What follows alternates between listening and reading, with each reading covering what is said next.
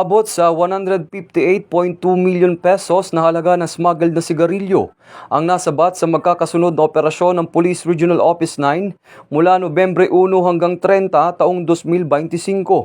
Sa naturang operasyon, naaresto ang 25 sospek sa iba't ibang bahagi ng rehiyon.